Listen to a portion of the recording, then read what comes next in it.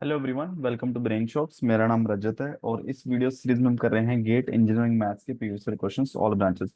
हर video में हम 5 questions करते हैं। फिलहाल हमारा टॉपिक चल रहा है अलजेब्रा ऑफ मैट्रिसेस। तो फर्स्ट क्वेश्चन है इस वीडियो का, given that matrix L and M then find L cross M. ठीक है, एल इंटू एम फाइंड करना है।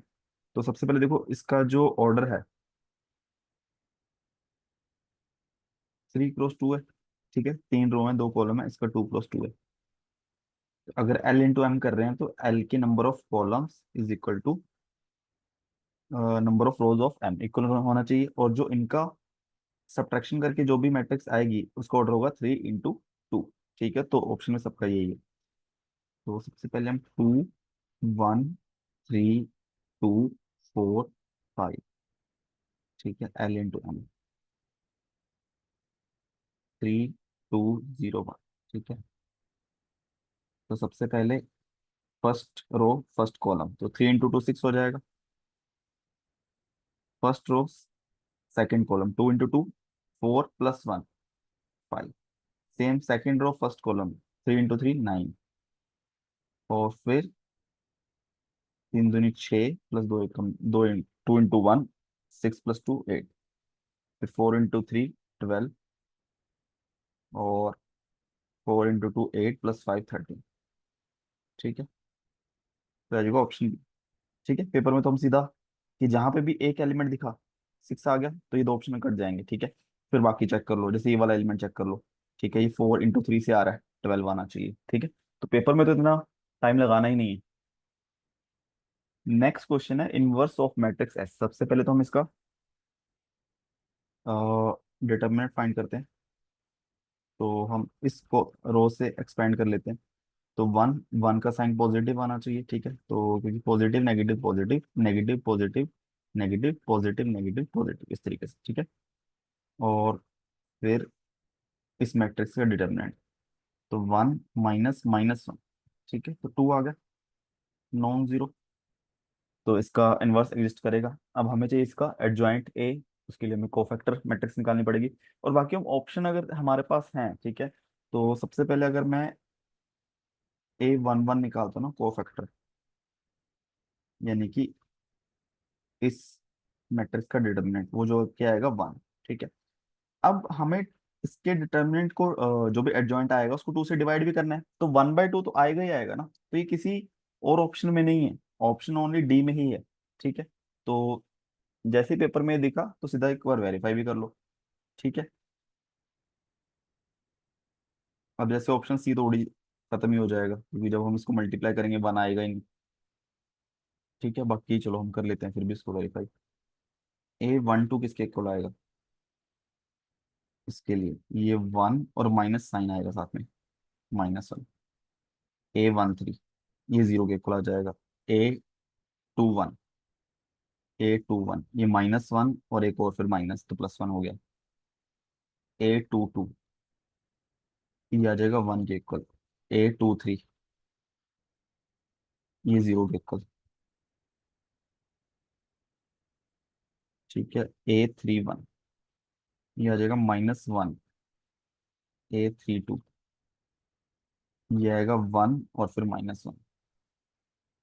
A33 ये आ जाएगा 1 -1, तो 2 के इक्वल आ गया। ठीक है, तो कोफैक्टर ए क्या होगा हमारे पास, 1 - 1 0 1 1 0 -1 2।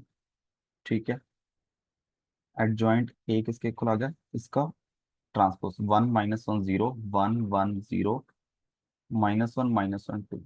ठीक है, ए इनवर्स किसके इक्वल आएगा, एडजॉइंट ए डिवाइडेड बाय ए का डिटर्मिनेंट। ठीक है, तो बस 2 है डिटर्मिनेंट, तो 2 से डिवाइड कर दो, 1/2 1/2 -1/2 -1/2 1/2 -1/2 0 0 1। ठीक है, तो इस तरीके से। तो ये तो तब हो गया जब हम डिटेल में सॉल्व करें, बट हाँ पेपर में अगर आपने अच्छी खासी प्रैक्टिस की है तो जरूरत नहीं पड़ेगी। नेक्स्ट क्वेश्चन है, if A and B are square matrices of size n cross n then which of the following statement is not true. सबसे पहला determinant of A B is equal to determinant of A is into determinant of B, ये सही है। मतलब not true पूछा ना, तो ये तो करेक्ट है। और हमें बोला है कि डिटर्मिनेंट ऑफ के इंटू ए, अगर हम ए मैट्रिक्स को के से मल्टीप्लाई करें, यानी कि हर एलिमेंट को के से मल्टीप्लाई करें, उसका डिटर्मिनेंट निकालें, वो किसके इक्वल आएगा, के की पावर एन, एन जो कि इसका ऑर्डर है, के की power n into determinant of A. ठीक है, तो ये भी ठीक है। सी ऑप्शन है कि जो ए प्लस बी का डिटर्मिनेंट है, वो ए का डिटर्मिनेंट प्लस बी का डिटर्मिनेंट, ये गलत है। ठीक है, ये पॉसिबल नहीं है, ये हमेशा पॉसिबल नहीं होगा, किसी किसी केस में हो सकता है। ठीक है, फिर इन्होंने बोला जो डिटर्मिनेंट होगा ए ट्रांसपोज का, A transpose determinant A matrix के इक्वल ही होता है, और ये होता है 1 by determinant of A inverse. ठीक है, तो ये भी ठीक है। तो A B D option true है, तो इसलिए सी नॉट ट्रू है, तो सी करेक्ट आंसर है। नेक्स्ट क्वेश्चन है, ये थोड़ा ठीक क्वेश्चन है कि if matrix A is M cross N, B is n cross P. The number of multiplication operation and addition operation needed to calculate the matrix A B respectively. ठीक है, तो इसको हम एक वैल्यूज लेके कर लेते हैं, थोड़ा सही रहेगा। ठीक है, जो भी मिनी जब भी कोई ऐसा क्वेश्चन करना हो कि आपको कुछ वैल्यूज लेके करना हो, ठीक है, तो कोशिश करो कि हम मिनिमम करें, है ना। अब वन भी हम ले सकते हैं, वन नहीं ले रहा हूँ मैं, टू थ्री फोर ले रहा हूँ। तो एन दो बार आ रहा है, एन को हम एम को मैं थ्री ले लेता हूँ, एन को टू ले लेता हूँ, पी को फोर। वैसे थ्री भी ले सकते हैं, कोई दिक्कत नहीं है।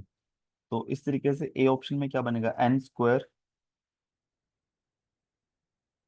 टू का स्क्वायर, थ्री इंटू फोर, चार ये 12, चौका 48, M into P into N. तो तीन दूनी 6, चौका 24। ठीक है, ये 24, एन माइनस वन, ये तो वन ही आ गया, ये 24, ये 12। ठीक है, M into P N minus one, ये 48 ही है, एम प्लस पी 7 इंटू 2 14। ठीक है, तो सारे अलग अलग आंसर है। ठीक है, सबसे पहले मैं जो ए मैट्रिक्स बनाता हूँ, ये क्या है, 3 क्रॉस 2 की है ना, तो तीन रो होंगी, दो कॉलम होंगे। ठीक है, तो A B C D E है। ठीक है, सीधा ही लिख लेते हैं, ए इंटू बी। और ये मैट्रिक्स है, बी मैट्रिक्स है एन क्रॉस पी 2 क्रॉस 4 की, एफ जी एच आई। वैसे थ्री भी कर सकते थे बी की वैल्यू, ठीक है, बस मैंने अलग अलग करने के लिए कर दी, क्योंकि उससे भी ए बी सी डी सबका आंसर तो अलग आता ही। जे के एल एम, अच्छा एम एन, चलो ठीक है, एम एन से कंफ्यूज ना हो तो P Q R S T U V W. ठीक है, अब देखो ये क्या पूछ रहा है, जैसे हम इन दोनों को मल्टीप्लाई कर रहे हैं, ठीक है, अब ए मल्टीप्लाई हो रहा पी से, तो एक मल्टीप्लिकेशन होगी ना। ठीक है, बी मल्टीप्लाई हो रहा टी से, तो एक और मल्टीप्लिकेशन होगी, और फिर बाद में इन दोनों को ऐड करें, तो ये ऑपरेशन पूछ रहा है कि कितने बार हो गया। तो जैसे मान लो पहले एलिमेंट आया ए इंटू पी प्लस, ये हो गया B plus B into two. ठीक है, तो ऐसे करके देखो, एक एलिमेंट के लिए सबसे पहले अगर देखा जाए इसका, अगर 3 इंटू 4 है, 3 इंटू 2 है, ये 2 इंटू 4 है। ठीक है, तो ये जो जो भी मैट्रिक्स आएगी, ये आएगी 3 इंटू 4, यानी कि 12 एलिमेंट्स हो गए। अब एक एलिमेंट के लिए कितने बार मल्टीप्लाई हो रहा है, मल्टीप्लिकेशन हो रहा है दो बार एक एलिमेंट के लिए, टोटल एलिमेंट 12 आएंगे, तो 12 दूना कितना आ गया, 24। एडिशन कितनी बार हो रहा है, एक एलिमेंट आने के लिए, एक नंबर आने के लिए एक एडिशन हो रहा है। ठीक है, तो यानी कि 1 इंटू 12।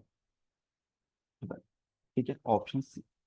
ठीक है, अब इसको अगर हम, चलो अब नंबर देख के अच्छे से समझ आ गया। अब ये देखो, जो भी मैट्रिक्स आएगी मल्टीप्लाई करके, ए इंटू बी, ठीक है, उसका साइज क्या होगा, एम इंटू पी। ठीक है, M into P, M into P, M into P जो हो गए नंबर ऑफ एलिमेंट्स हो गए। अब हमें देखना है कि एक एलिमेंट के लिए कितने बार मल्टीप्लाई हो रहा है, कितने बार हम एडिशन कर रहे हैं। ठीक है, अब वो किस पे डिपेंड कर रहा है, अब ये डिपेंड कर रहा है कि इस रो में, हाँ इस रो में कितने एलिमेंट है, इस कॉलम में कितने एलिमेंट है। तो वो हमें कौन बता रहा है, एन बता रहा है ना, एन से हमें पता चल रहा है इस रो में कितने एलिमेंट है, यानी नंबर ऑफ कॉलम्स। ठीक है, और यहाँ पे n ही हमें बता रहा है कि इस कॉलम में कितने एलिमेंट है, यानी नंबर ऑफ रोज। ठीक है, तो जितने एलिमेंट हैं, n एलिमेंट है, तो n टाइम्स ही मल्टीप्लिकेशन हो रही है। ठीक है, दो बार दो एलिमेंट है, यहाँ दो एलिमेंट है, तो दो बार मल्टीप्लिकेशन हो रही है, यानी n टाइम्स। अगर मैं मल्टीप्लाई की बात करूँ, n टाइम्स मल्टीप्लिकेशन होगी। इंटू नंबर ऑफ एलिमेंट कितने हैं, m इंटू p, तो वहां से आ गया m p n। ठीक है, अगर मैं एडिशन की बात करूं, जितने एलिमेंट होंगे उससे एक कम एडिशन होगा ना। जैसे मान लो तीन एलिमेंट होते A B C, यहाँ पे D E F, ऐसे मल्टीप्लाई करते हैं हम, तो यहाँ पे क्या आता है, AD+BE+CF। देखो तीन बार मल्टीप्लिकेशन हुई, एक दो तीन। अगर तीन बार मल्टीप्लिकेशन हुई तो दो बार एडिशन होगी, यानी एक कम। ठीक है, यानी n-1। और कितने कितने एलिमेंट है, एक एलिमेंट के लिए n-1 टाइम्स एडिशन ऑपरेशन लगेगा, तो m इंटू पी। ठीक है, तो आ जाएगा M-P-n-1। ठीक है, तो इस तरीके से समझ आ गया। ठीक है, तो इसका आंसर आ जाएगा सी। नेक्स्ट क्वेश्चन है, let A B invertible matrices, suppose the inverse of A is -1 2 4 -7 matrix A. ठीक है, तो यानी अगर ए इनवर्स दिया है, ठीक है, अगर हम उसी का इनवर्स निकाल दें, तो एक इक्वल आ जाएगा ना। इसका मुझे इनवर्स निकालना है। ठीक है, तो इसका इनवर्स निकालने के लिए वही सेम तरीका ही है कि सबसे पहले तो इसका मैं डिटर्मिनेंट फाइंड कर लेता हूँ। इसको मैं ऐसे काम करता हूँ कि इसको हम क्या लिखें, बी लिख लेते हैं। ठीक है, इसको। ठीक है,